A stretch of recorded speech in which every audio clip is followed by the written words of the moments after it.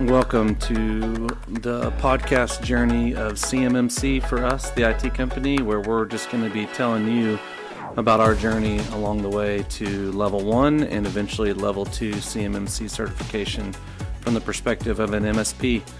Hope you enjoy listening and hope you enjoy the episodes. All right, welcome to another episode of our journey on CMMC. Today we're going to be talking about the importance of gap assessments. So we have Brent Gallo here with us today. Say hello. There you go. Good afternoon, Jason. Good to see you again. All right.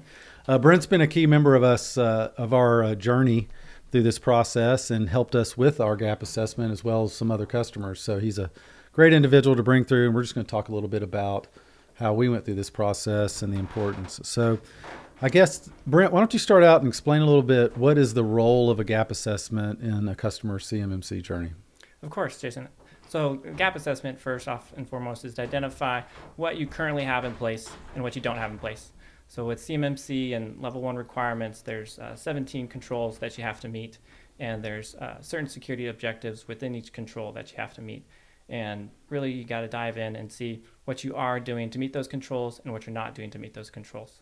And so what we first did with you all is I did a review of all your security policies. Mm-hmm. And then, I did interviews with you all, talked to some of your system administrators, talked to your compliance folks, talked to you too as mm-hmm. a COO.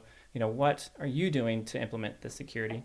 And then we did a walk down. That's very important mm-hmm. at the level 1 because a lot of physical security controls. And then we started implementing from there. Okay. So talk about what, if you were a customer and you're looking for somebody to help you through this and get a gap assessment, what are some of the things that you'd want to maybe ensure you cover when you're trying to find a consultant or an advisor in this process? Good question. So you definitely want someone who has assessor experience, someone who has done walkdowns, who has read policies and procedures, folks who there are certifications based off of assessor qualities. Mm-hmm. And so people who have had that training, have that eye for, hey, this is what an assessor is going to look for. This is going to be a gap. And then have that knowledge to go back and then, hey, this is what you want to do to fix it. Okay, good. Yeah. What has been, when you've, I'm sure you've had some experiences where you've been in with customers where they maybe had a gap assessment or didn't, or at a certain stage. What have you seen what are the sort of the pros and cons versus having a good gap assessment versus not? So I think one thing that's critical is, we like to look at ourselves and we think, oh, we're doing really great a lot of the times. But obviously we're kind of blinded, right? We don't know what we don't know. Mm-hmm. And it's good to have that third-party eye come in and check everything. And so I definitely would encourage folks to bring in a third party who's going to So you're saying sometimes you find a lot of customers where they've kind of done their own self-assessment mm-hmm. and as a gap assessment, but it's maybe not done as critical of an eye as a third party would. Exactly. And mm-hmm. having somebody who has CMMC experience is going to know what to look for. Mm-hmm. Like, for example, a lot of people know that CMMC is based off of NIST 800-171, but they have never heard of NIST 800-171 Alpha. And the Alpha template is all the assessor requirements. Mm-hmm. So it's kind of like your cheat sheet. Mm-hmm. I like to say it tells you exactly what you need to do. And a lot of people, they go into NIST and they implement 800-171 and they think, all right, we did it. Mm-hmm. But did you meet these requirements? Because this is what the auditor's looking for. This is what the assessor's looking for. And if you don't meet that, those are your gaps. And if you fail one for that control, then you fail the whole control. Yeah, and I think being someone that is relatively new to CMMC and understanding NIST 800-171, we fell into the same trap. In the beginning, you're trying to understand what the requirements are, what you're supposed to do. And so as just a person evaluating, you kind of read it and you're like, okay, well, let's go do this. You don't said, you don't know what you don't know. Yeah. And you get through it and then somebody goes, oh, but did you check this? Yeah. So it's natural. I don't think it says anything bad about a company to miss those things. I think it's just the importance of having someone who's sort of has been through it, understands the process as much as the specific, controls. So yeah, very good. What are some of your things in a gap assessment that you find are the typical challenges, say, for a customer? What's a common mm-hmm. challenge inside of it? So let's just start with the level 1. Sure. So common challenges, number 1, education. So one thing I really like to do is, education. That's why I like cyber. There's always more to learn and more to do. But bridging that gap with your customer between education to helping them understand what the requirement is to understanding, oh, this is how we meet it. And, just like with you all, we did have that education gap, right? We did have that, I wouldn't say struggle, but that, that path. There's a lot of there's a lot of acronyms, terms. It's all cyber, but it's sometimes communicated in a way that even somebody that's been in the industry for 20 years may not be familiar. Yeah, and there's definitely, so you look at cyber and IT all together, there's lots of different roles, and someone with a GRC, governance, risk, and compliance, has that background to kind of interpret, right? Because NIST, like you've said before, it's vague. It doesn't tell you what to do. It doesn't tell you how to do it. It just says meet the control, meet the requirement. And so that brings a lot of confusion. And even as you read the control requirements, Control A will say identify this, A, B, and C, and the next one will be determine A, B, and C. And you read those both, and it looks like it's the same thing. Well, it is kind of the same thing. It's just identify, show me you do it, and then prove it. And that's really what auditing and the whole CMMC validation process is about, is validating that, yes, you are doing these things, and you're meeting the requirements. Yeah, I have some experience in the Air Force, and it's interesting how in governmental documents, it's like a word means something. Yes. Whether you do it, whether you report on it, whether it's sometimes, is it required? Is it optional? It's like, you don't know it unless you know that when you see this word, it means, you do this, then you can run into trouble. And like you said, everything just looks the same. I think they just asked me to do the same thing 3 times, but one said, show me, one said, do it. One said, report on it or monitor it. So. Yes. And then there's a lot of different skill sets, looking at different perspectives, right? We're not only translating from the business side, what y'all need to do, but we're talking to the system administrators, the folks who are, implementing the controls and explaining how, what we're looking for and how to do it. And, I'm not the hands-on person all the time configuring things, but I'm looking for them to say, hey, this is what I need, this is what we need to do, and execute it and prove it that we are doing it, because evidence is a big key to obviously passing the assessment. Yeah, and speaking from our experience, having we are an IT organization, so we have a lot of people that understand cyber. It has been tremendous having you with us to really be that stream of information and understanding to sometimes set us on the right course, because left to our own, sometimes we can read it and we could probably do what we think is best. Might not be the right exact direction to come either for our customer or just, sometimes it's some of these things, you're making significant decisions on how you do your business. I mean, It could be costs involved. There could be potential costs to the customer. If we have to say, choose a tool, this tool over that tool, there's significant decisions. And so it's been really good, even though we have a lot of cyber experience, having someone that understands the audit process, the controls. So I think if you're out there and you're wondering, why do I say self-assess versus have someone like yourself, come in and do it, that it's been an extreme value. And I know as the COO, as a leader, it's been even more because I'm not directly involved with a lot of that. So I get nervous sometimes about, are we making, do we have the right advice, here? Because I know that we're about to make a decision that could, impact something, whether it's just more time on our part or a particular expense. So yeah, I think it's been invaluable to have, you in that process or a third party. So I would advise, definitely, you can read all these documents and there's a bunch of stuff out there, and you can try to do it all yourself. But I think you do run some risk, especially if you're going to be changing your processes. Yeah, and especially at the MSP level, you all, because every customer you touch, it's going to be a little bit different. If you co-manage things, it's going to be different. So it does complicate things. And, we want to get it right the first time, and we will. So we're going to work together and do that. Yeah, I think if you're an MSP out there and you're going through, in my mind, I've often thought I'm in this weird loop of, as an MSP, you're not really required to be, certified, because in theory you wouldn't necessarily process FCI and CUI, but you're going to be serving customers that will.